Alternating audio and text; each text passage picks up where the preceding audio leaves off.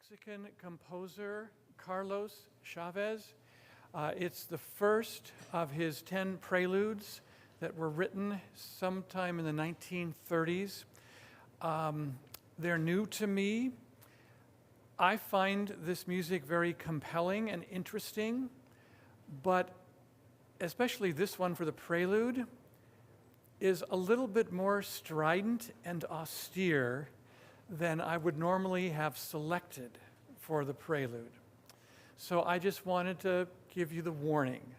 It's a little angular at times, and there is a lot of dissonance. So you know, it's not a mistake you're hearing, okay?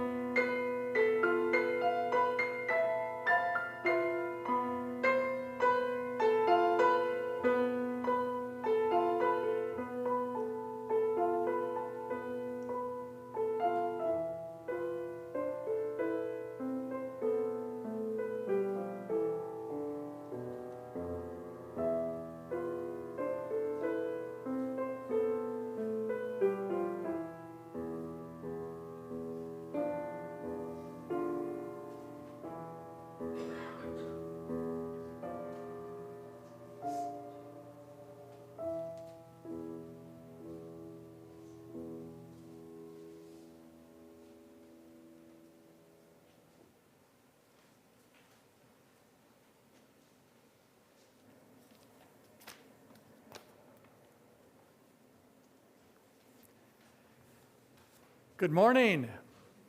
Welcome to Carmel Valley Community Chapel. And in case you forgot, Feliz Cinco de Mayo, mis amigos. I want to thank Diane Salmon for being our liturgist this morning. I want to thank Harriet Busick for doing our refreshments this morning. And let's not forget Holly Thompson, our deacon to the diaspora that is always with us out there in internet land. So thank you for all of you who are helping to put this service together.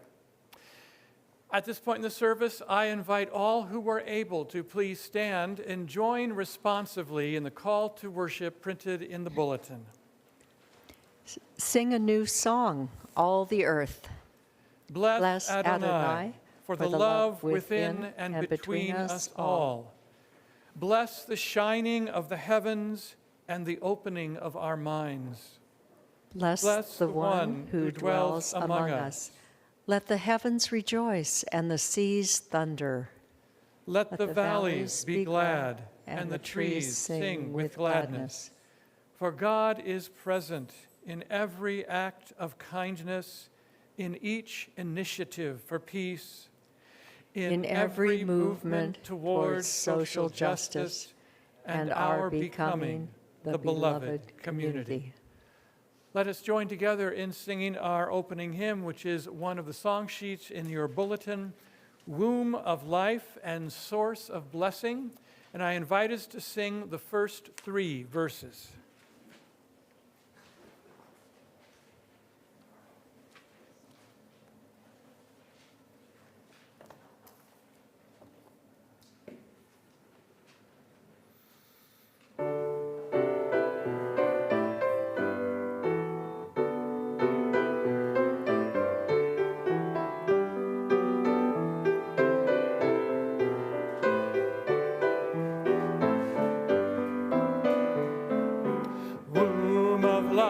And source of blessing, home of every restless heart.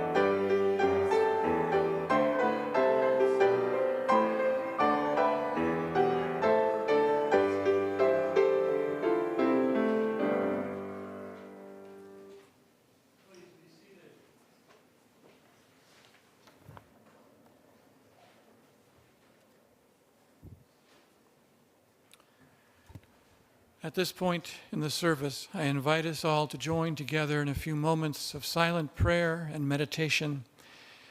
I invite you to take this time to center your hearts, your minds, your bodies, your spirits into this time and place that we are sharing. After a few minutes of silent meditation have gone by, I'm going to play a short musical meditation to bring us back into the flow of our liturgy. Let us join together now in silent meditation.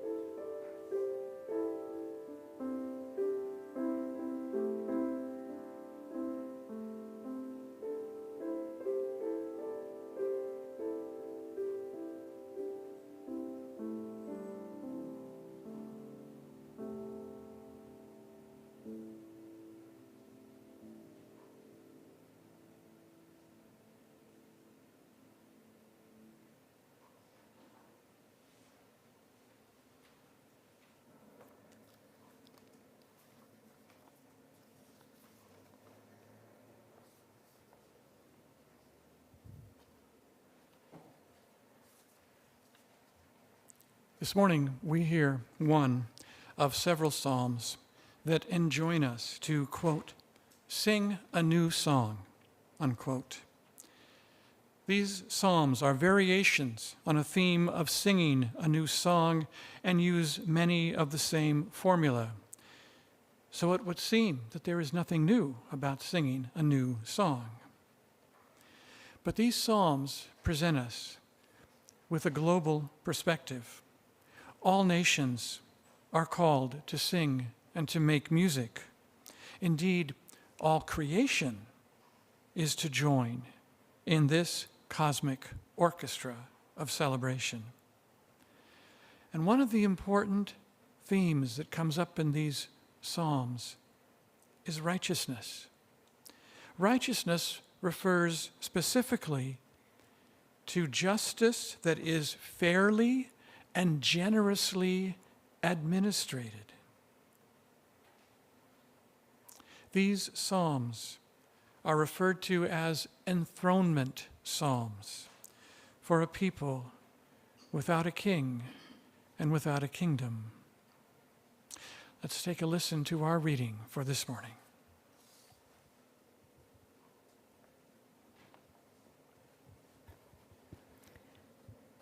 This is Psalm 98. O sing to Adonai a new song, for all the wonders God has done. God's right hand and holy arm have brought rescue. Adonai's victory has been made known. In the sight of the nations, God's vindication is revealed. Adonai has remembered steadfast love and faithfulness to the house of Israel. All the ends of the earth have seen the rescue of our God. Make a joyful noise to Adonai, all the earth. Break forth into joyous song and sing praises. Sing your gratitude to God with the lyre, on the lyre with the sound of melody. With trumpets and the sound of the ram's horn, make a joyful noise before the sovereign Adonai. Let the sea and all its fullness thunder, the world and those dwellings in it. Let the rivers clap their hands. Let the mountains sing together for joy at the presence of Adonai. For God is coming to judge the earth. Adonai will judge the world justly and the peoples with equity. Let us join in singing hymn number 725, Arise, Shine Out, Your Light Has Come. And I invite us to sing the first, the third, and the last verse.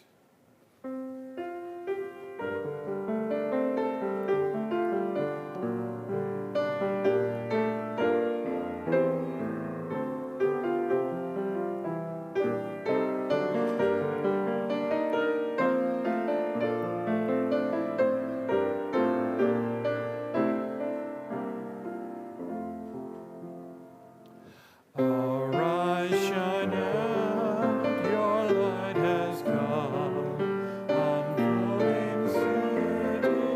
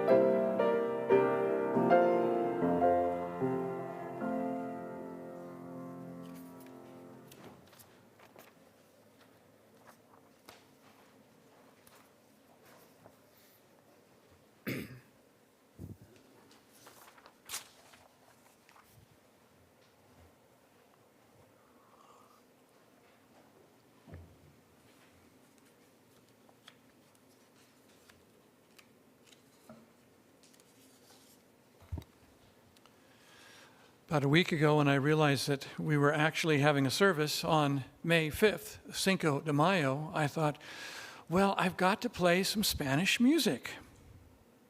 And then I thought, wait a minute, that's like playing British music on the 4th of July. I don't think so.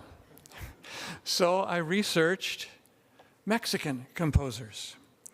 There are many, but the ones that I found most compelling and also most popular and well-known amongst people who know Mexican composers are Carlos Chavez and Manuel Ponce. And so that's the musical theme for today. I want to talk a little bit about each composer. I didn't know where to put this, so I decided to just start the sermon with it.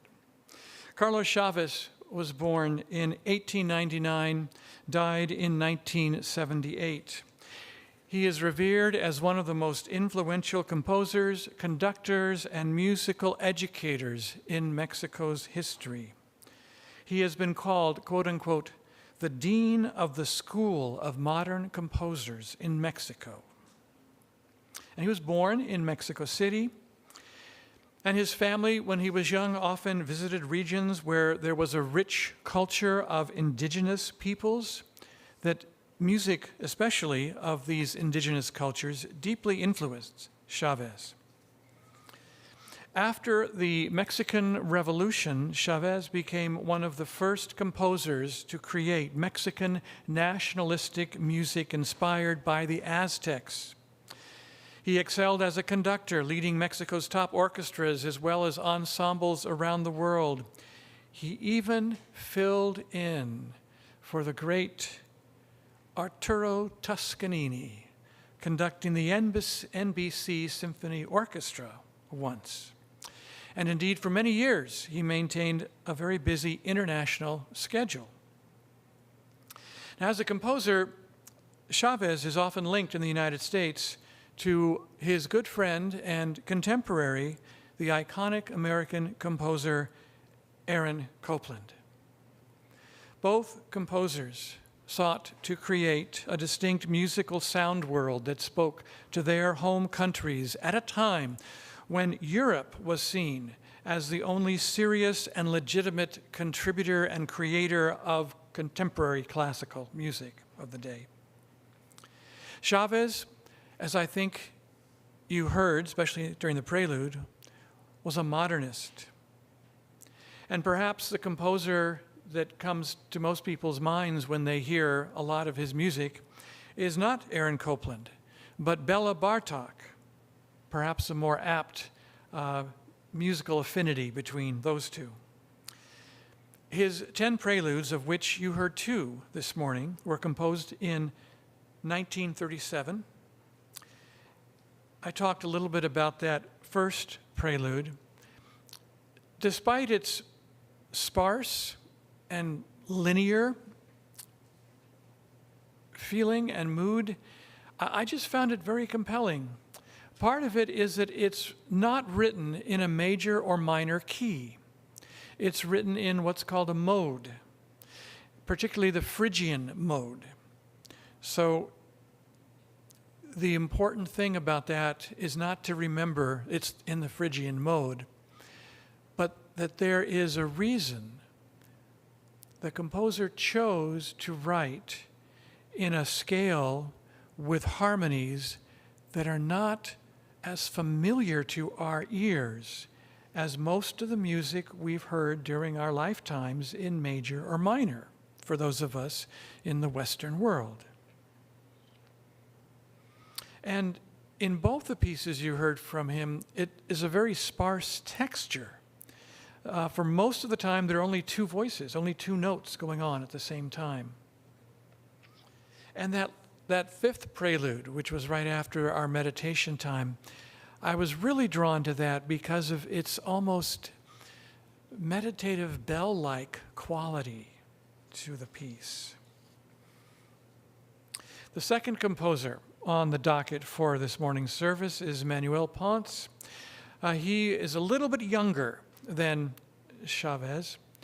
Ponce was born in 1882 and dies in 1948. He was also a trailblazer, perhaps the first trailblazer in Mexican classical music. He's considered a pioneer who brought Mexican folk and popular music into the realm of classical composition. He was born in Fresnillo, Zacatecas, and he was a child prodigy. He had an incredible ear from an early age and an innate ability on the piano. By the time Ponce was 18 and enrolled in the National Conservatory of Music, he was already a well-known pianist and composer. He traveled overseas to study in Italy and Germany. He returned in Mexico and took a position at the National Conservatory in 1909. And he's particularly well known for his works composed for the guitar.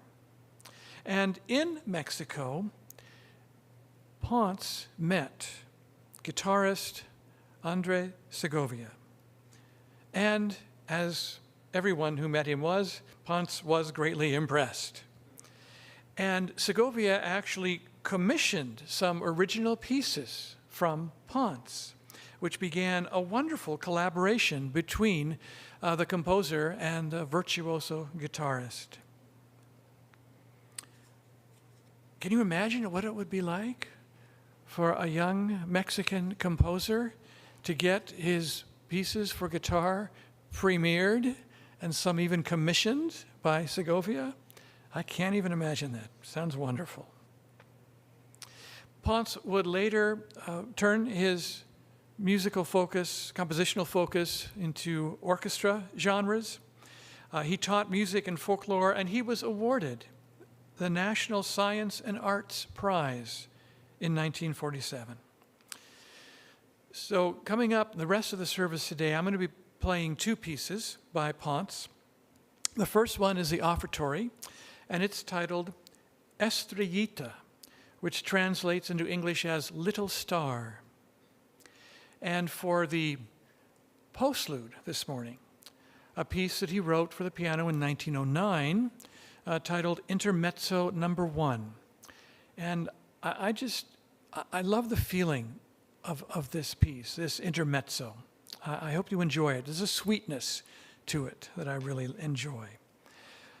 But you know, it was Estrellita, a song that Ponce wrote the lyrics, the words, the music to, that really affected me when I first went online, downloaded the music, and printed it out and played through it.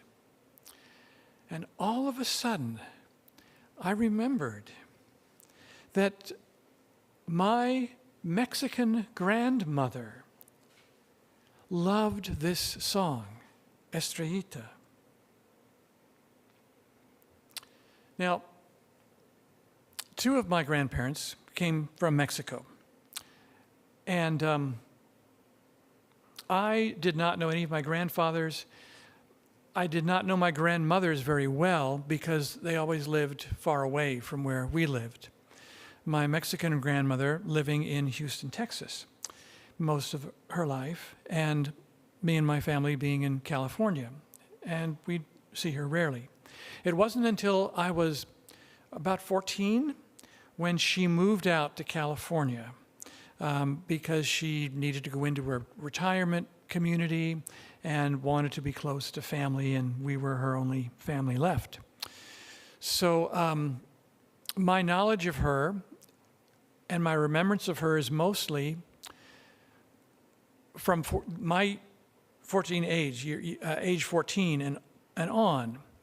And at that point in life, you know, I am crashing into adolescence and not really paying much attention to my sweet Mexican nana. So it was a real gift when this memory flooded back into my consciousness, playing for the first time this song, Estrellita. And I had forgotten all about this. But it was from a time when I was, I'm guessing 8 years, let's say 8 to 12, somewhere in there. And we were at my grandmother's home, probably in Houston, Texas. And she's got a piano and an organ there. And she's playing away. And whenever she stops, I run over to her and I kind of tug her dress or something and say, "Nana, play, play." Because I wanted her to keep playing. I was so entranced with the piano. And then sometime later in life, when I was starting to learn how to play piano, which was 15 years old, you know, she was at our home and she was talking about this song, Estrellita, which she loved as a child. Many of her family members played in the orchestra in Monterrey, Mexico, where her family was from, before she and her, I don't know whether it was husband or fiancé at the time, immigrated to the United States into Texas and settled down in Houston.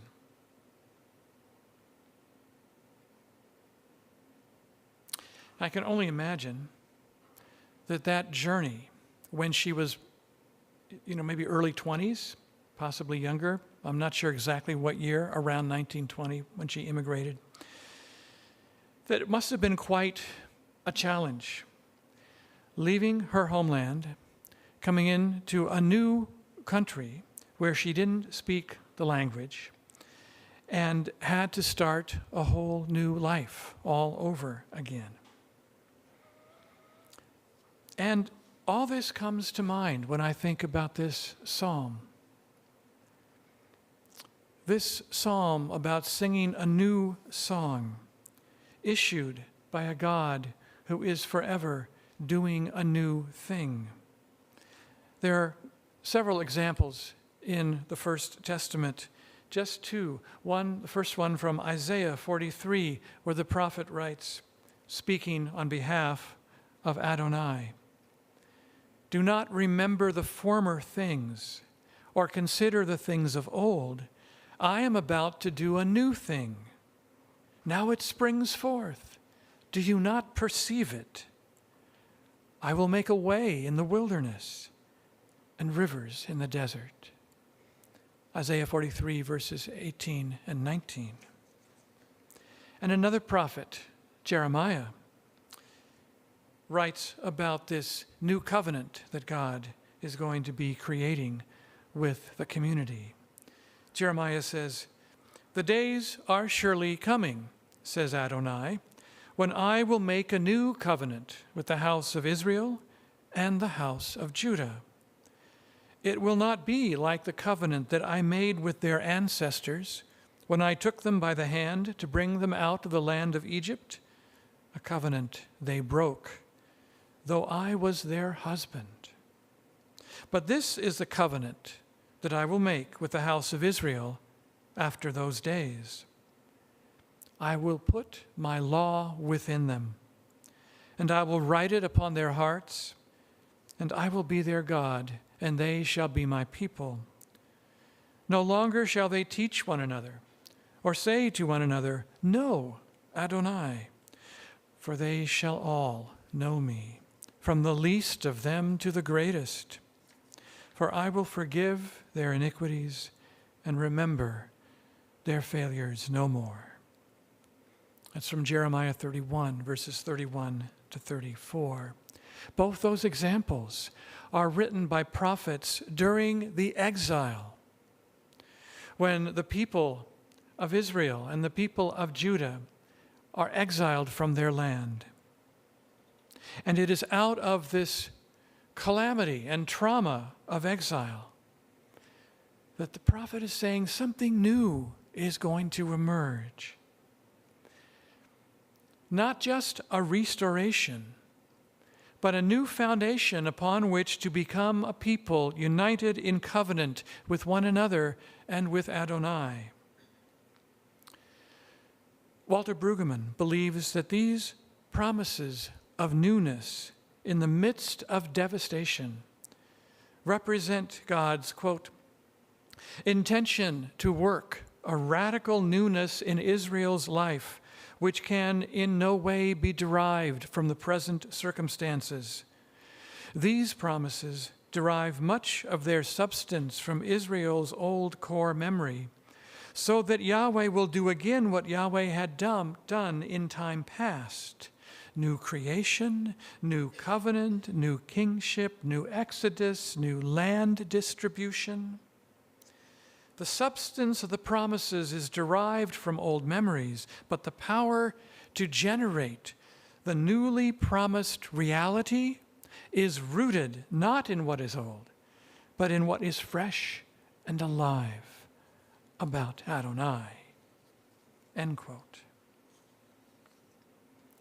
I couldn't help but notice in this new covenant in Jeremiah 31, the promise of a new and equitable land distribution for those who would be returning to a land that they had been taken from. How very timely. But what moves me and continues to challenge me is this image of God as the way into the new, the novel, the original, the evolving self, world, universe. And that this is the calling, and always has been, for the present moment that we live in. And, I've got to say, even this last week, preparing for this service and learning this music and having memories of my Nana, it felt like past and present and future were all there in the present moment. The past as memory, the present as now, the future as promise, enticement, possibility, lure. In Psalm 98, Psalm 96, in other similar psalms about singing a new song, all creation, all creatures, all of the cosmos are drawn into celebratory singing because God's governance will assure the well-being of the whole. That feels and sounds to me like a profoundly universal vision and promise that today we are still being lured into. Our world is crying out for this kind of universal liberation, well-being, and respectful covenantal relationship. So these ancient reminders to sing a new song are so very timely for us today. May our hearts and our minds be opened to this new music.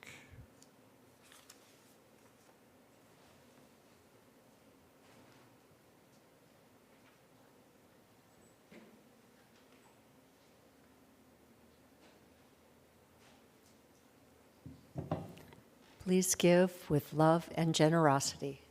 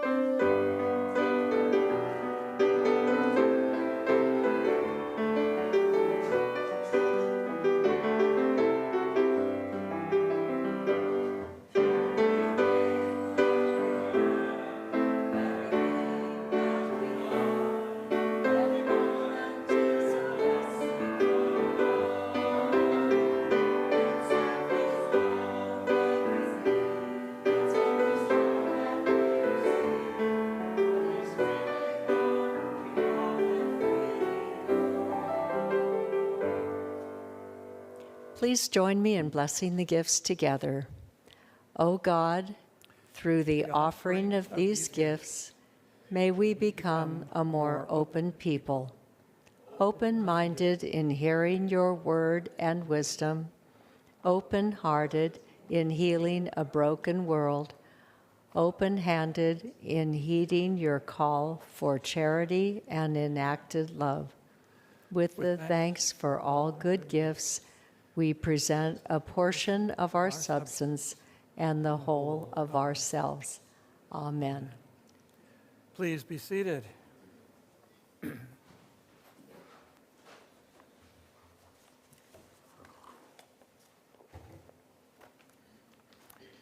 At this point in our service, I invite us all into a time of sharing our joys and our concerns with the community. If there's anything you'd like to share, please get my attention. I'll bring the microphone over to you.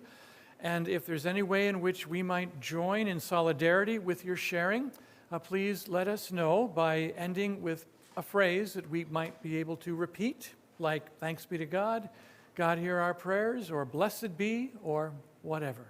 Kristen. I would really like to thank the fearsome threesome, who I think is Jennifer, Susan, and your daughter, Linnea. And what a wonderful fundraiser we had. We had so much fun. That was creative. It was exciting. I wasn't able to stay for the whole thing, but I know it was enjoyed by all.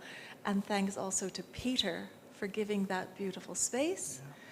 Yeah. And everything just went so smoothly. It was really fun. Maybe Jennifer can tell us a little bit more about that, but thanks be to God just for the organization of that. Yes, thanks be to God. Edie.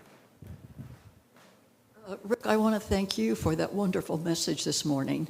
I think it touched us, but more importantly for me, I don't think I would have understood it as well had it not been for our book club reading. Yeah. So it was a wonderful tie-in, a wonderful message. Thank you. Thank you, Edie. Thanks be to God. I have a prayer request for the community. It's also a little bit of a celebration. Ann Wilson has been back in the hospital for a while. I know that Rich and Jody saw her recently on Friday, was it? I saw her yesterday, and she is getting better each day. So that's the good news, and she's off oxygen, and she's really, really hoping she gets to go home tomorrow. I don't know whether that'll happen, but if you have a mind to give Ann a call, she's got her cell phone with her. If you want to go visit her, she would be so happy to see people. So let's keep Ann Wilson and her healing and her recovery in our thoughts and our prayers. God, hear our prayers. She is at Chomp, yes. Bob. Yeah, I'd like to have, I have the thoughts and memories of my very close friend, a lifelong friend, John Church, who has had cancer that went completely out of control, and he chose today as the day of ending his life. So in his memory, I ask that God hear our prayers. God, hear our prayers.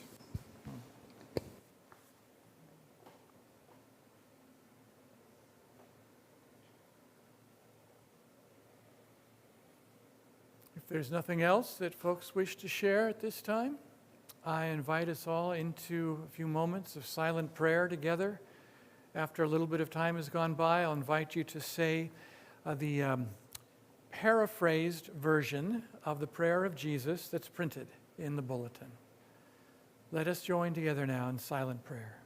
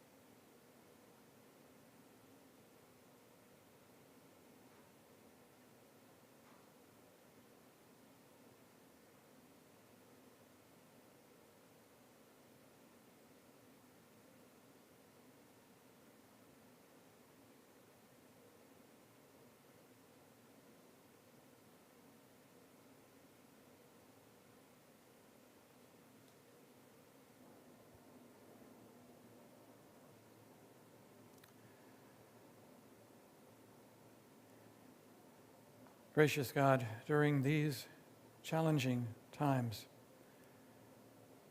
we certainly need to start doing a new thing. We certainly need to become a human community, a global community that respects, cares for one another, and lives justly,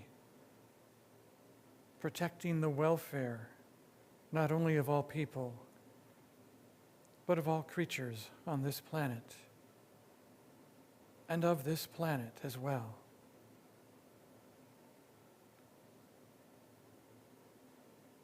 May our hearts and our minds be open to all the possibilities, all the new things we might do to become a covenant community, a beloved community that includes all people. Hear us now as we say this new paraphrased version of that ancient prayer that our brother Jesus taught us to pray, saying, Eternal Spirit, earth maker, pain bearer, life giver, source of all that is and that shall be, Father and Mother of us all, loving God, in whom is heaven. The hallowing of your name shall echo through the universe. The way of your justice be followed by the peoples of the earth. Your heavenly will be done by all created beings. Your commonwealth of peace and freedom sustain our hope and come on earth. With the bread we need for today, feed us. In the hurts we absorb from one another, forgive us. In times of temptation and test, strengthen us. From the grip of all that is evil, free us. For you reign in the glory of the power that is love, now and forever. Amen. At this point in the service, we have announcements. I would draw your attention to the announcements that are on the back cover of the bulletin. This Tuesday, there will be a meditation service at 7 p.m. It'll be a live meditation service via Zoom. On Thursday, we have our book group meeting at 1:30, also on Zoom. And I see that the Friday, May 3rd IHELP dinner is not happening because it happened 2 days ago. So anyway, I don't know what that's doing on there. Obviously, your pastor wasn't proofreading very well. Are there any other announcements that folks have to make this morning? Jennifer. So I just wanted to say that we had a very successful fundraiser, and I really want to give a lot of thanks and applause to Susan and Lene, are such creative forces, and I think between the three of us, we make a pretty good team. Yeah, I think so. Anyway, I wanted to let you know that we made between $2,300 and $2,400 Wow. cleared Wow. after all expenses. So that was great, and we had some good community support, and I thought it was a nice mix of, I don't know, everything. So Yeah, thanks everybody for being there and for your support in every way. I just can't help but saying, and thanks be to God. What a wonderful gift this community is. Yeah. And prayers that Linnea and Susan and Jennifer will get the rest and relaxation they need after all that work. Yes. Are there any other announcements? All right then, I invite us all who are able to stand and join in singing our closing hymn, De Coloris. The song sheet is in your bulletin, and we're going to start with Spanish. It is Cinco de Mayo after all, and then we'll do the 2 English verses.